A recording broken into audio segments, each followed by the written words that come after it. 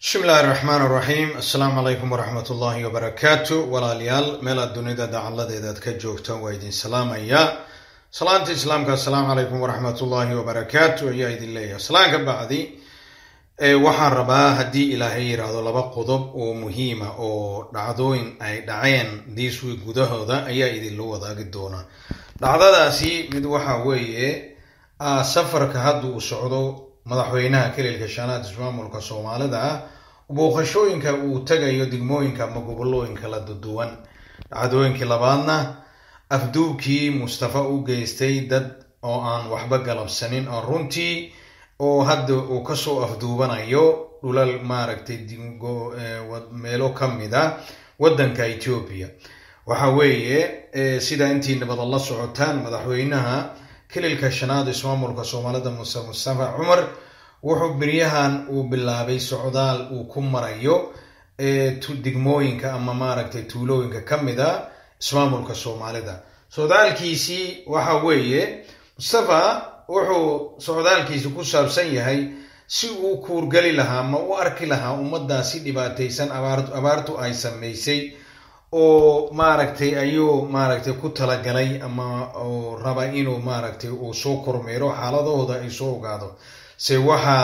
waxa runtii nasiib darra hadaa doonaysid in ummadda dhibkeedii aad ogaato waxa la rabaa inaad ku socoto ama maaragtay meel dhib uu jiro inaad maaragtay baartid Mustafa wuxuu sameeyay ummadaasi wuxuu ku kacay ama maaragtay uu ku kormeerayo dayuurad waxaad ogtihiin ama la og yahaba in dadku uusan ku nooleen cirka dadku waxay ku nool yihiin dhulka dadkeenana dhibaataduna waxay ka dhacday ama dhulka cirka dhaxdooda kama dhacine dhulkiiba ay ku dhacday hadaa doonaysi ummadaasi dhibaysan inaad aragtid oo dhibkoodii aad la qaybsatid ama wax ka tartid waxa la rabaa inaad dhibka aad aragtidba wuxuu yahay dhibka sidaad u arkayso waa inaad gaari qaadataa as dhaxmarta degmooyinka tuulooyinka aad dhaxmarta dadkii dhibaatadiisi saas baad ku ogaan kartaa laakiin hadaad diyaarad qaadatid from gobol to gobol dhibaatadaas ummadaasi ma arkaysid waayo majority dhibka wuxuu ku dhacay dadka reer baadiyaha Soomaalidana waad ogtihiin 80% waan oran karaa dadka xoolaha duurka ku dhaqda ayaan oran karaa dadkaasi hadaadan la qaybsanin aad dhibaatadooda aragaadan tuulooyinka marin aad degmooyinka marin wadada intaad martay wadada daasan aad arag waxa weeye dhibka ummadaasi ma arag ayaa la oran karaa tan xigta Mustafa waxa sababay inuu dayuurad qaato oo wareego kaale ummadaasi waxtar kama ahan waxa weeye eed ka carar buu ahaa yaanan biri lagu eedin sidaad ogtiin abaartu 12 gobol oo ismaamulka Soomaalida 10 kamida ayay saameysay 10 kaasi waana kala daran yihiin ko daran oo muusan u tagin sida gobolka Daawo oo kaleeto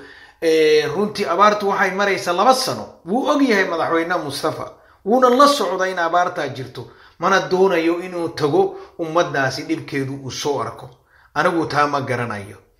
sababta ay ku kaliftay inuu diidayo dhibka ummadda in arko waxa weeye waxa taas idin cadeynaysa Mustafa abaartu wuxuu u haysay inay 3 bilood ka hor bilaabatay abaartani ma ahayn 3 bilood ka hor 2 sano almost ka hor bay bilaabatay sidaas darteed hadda eedkarar mooyaane kaale ummadda wuxuu tar ummadda dhibaatadooda arag ummadda xoolaha ka dhamaatay arag la qiibso dhibka iyaga ay qabaan taas uma soo bixin wuxuu u soo baxay in dayuuradu uu ku qaatay gobol to gobol uu tagayo eed ka carar baahay ani taas aan u arkaa tan labaad waxaad ogtihiin madaxweynaha Mustafa intuusan madaxweyne noqonin wuxuu ka cabaadi jiray oo mar walba wax ka qori jiray dawladda marka halka joogtay oo madaxu ka yahay Cabdi Maxamed Cumar wuxuuna madaxweynaha Mustafa oran jiray waxa weeye dulmiyana lagu sameeyay reerkayga saan loo yeelay wuxuuna u sameeyay xisbi la yiraahdo dulmidiid dulmigaasi beriga isagu ka cabaadayo ayaa maanta dadku ku haya dulmiga berigaasi isagu diiday ayuu maanta dadku ku haya madaxweynuhu wuxuu ka cabaadi jiray in madaxweynaha Cabdi Maxamed Cumar oo dadka markuu wuxuu ku laan jiray magac la yiraahdo ONLF isagana maanta dadku intuu soo qabto oo soo afduubto oo jeel geliyo buu wuxuu oranay dadkan xiriir waxay la leeyihiin TPLF isagana taas hadda ku andacoonaya ama dadkani waxa weeye corruption ahaan baan u qabanay waxa yaab leh oo runtii lala yaabaa dawladda maanta Mustafa madaxweyne u yahay ba dadka corruption u qabata adimbiga dadka taa uga dhigta waa yaab waa dawlad gebigeedaba ka samaysan corruption kii hoose kin qabalay jooga kan digmada jooga kan gobolka jooga iyo kan madaxtooyada dhex fadhiya corruption waa isku wada midan yihiin waa isku mid si ayaa corruption u samaynayo waa wax cad waxaad ogtihiin in kililka shanaad uusan hadda jirinba magacun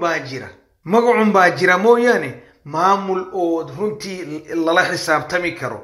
oo ma jira ayaan oran karaa taana waxaa sabab u ah madaxweynaha Mustafa ayaa sabab u ah wuxuu isaga ka cabaadi jiray oo ka dhiidhin jiray oo maaragtay oo dadka waa la caburiyeen oo lahaa isagaba hadda dadka caburinaya sida aad ogtihiin last week waxaa lagu shiray hotelku shaqo kuma laha haddaan anigu aan ku shiro ama cid kale ay ku shirto hotel ma diidi karo sharciyan dadka uma diidi karo halkaan shir kuma qaban karta ma oranayo ilaa customerkiisa ayuu dooranaya hotelkaasi oo lagu shiray oo dad ay isku yimaadeen intuu ciidamo dul dhigay haddana hotelkana xirid uu ku daray taa weligii kama dhacin dadkii isaga ka horeeyay ee dadkii isaga ka dambeeyay oo meeshii isagoo hadda fadhiyaan mid hotel shakhsi uu leeyahay xirey Mustafa ayaa laga arkaa taa miyuusan caburinahayn inaad dadkii soo afduubatid oo aad u dacweyn jirtay aad ka cabadi jirtay eelkayg saala la yeelay maanta daa ku taagan dulmiga aad diidi jirtay oo hadda adigu maanta dad ku sameynaysa taa waxaan u arkaa nasiib darro waxa weeye haddaad saa ku socotid oo runtii aad dadka caburinaysid oo aadan caburinta dadkii ka dhaafin waxaad ogaataa sida dadkii adiga kaa horeeyay meel ay ku dambeeyeen adiguna aad ku dambeyn doonta waayo wax aan weligee la arag alla maqalba ummadda ku haysa adoon waxbaba u haynin maanta haddii la yiraahdo Mustafa madaxweyne 3 sano ayuu ahaa maanta maxaa lagu xasuusta maanta madaxweyne muxuu qabtay ayaa lagu xasuusta 3 sano uu jooga beri horene wuxuu ka cabaadi jiray anagoo dhan ba wada og xisbi la yiraahdo dulmidida ayuu samaystay corruptionka dawladii ka horeysay isaguna wuxuu ku ceebeen jiray inay corruption leedahay inaad dadka cadaadinayso inaad dadka jeel ku gurayso inaad dadka laynayso taa gibigood isaga ayaa maanta ummadda ku haya runtii waxaan u arkaa waa nasiib darro waa ninka amar ku bixiyay magaalada Jigjiga oo maanta tan oo dadka amar intuu ku siiyo yiri dhulka dadka hala dhaco waad aragteen kuwii odayaashii isaga ka horeeyay madaxweynayaashii ahaan jireen ay ka qaylina guriyaashii ayaana laga dumiyay si maanta magaalada Jigjiga waxaa nagu maqaalaa inay maanta tan magaaladaas uusan magaalo Soomaaliyeed uusan ahayn oo dad shisheeye amxaaradu ay qaadatay kana dhisatay 54 kaniisadood ay dhisteen dhulka waxaa siinaya dawladda haddaan nin Soomaali tahayna waa lagu diiday dhulkaagana xoog baa laga qaadanaya waxaana sabab u ah madaxweyne Mustafa waxaa nagu maqaalay magaalada Jigjiga maanta ay leedahay guri walba oo kalaab ama maaragtay baar ay ka fureen oo maanta haddii dhib dhaco uusan magaaladaasi Soomaali si sahlan laga saari karo magaalo Soomaaliyeed uusan ahaynba uuna ka soo raray baxardaar dadkiin ka soo raray halka dejiye annagu haddaanu nahay Soomaali ma naloo ogolaanaya inaan hal guri ama hal taako dhulaano ka dhisano baxardaar anigu ma malaynay masaajid inaan ka dhisano looma ogolo iyagu waxaa loo ogolaaday 54 kaniisadood ayaa maanta ku taala 10 sano ama 5 sano ka hor waa la oran karaa magaaladaas hal charge kale ay leedahay marka waad ogtihiin madaxweynaha Mustafa mararka qaarkood hadda fiiriso inuu jirkiisu inuu Soomaali yahay wuxuu uu ku dhaqana uusan Soomaali dan u lahayn xagee ku dambeysay garbaciisi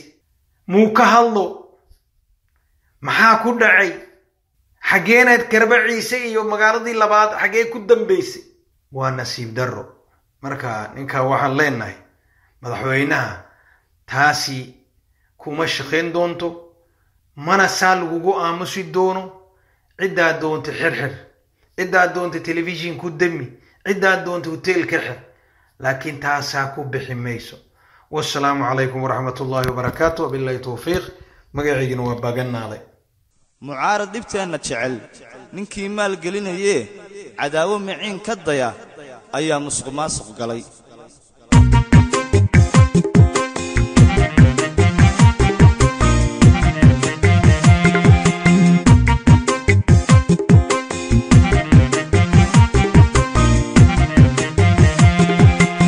مسق ماسق يا هي زياد وقمار ستان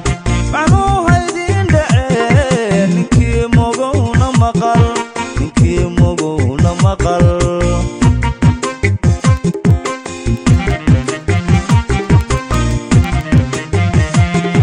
وحم مسق ماسق يا هي زياد وقمار ستان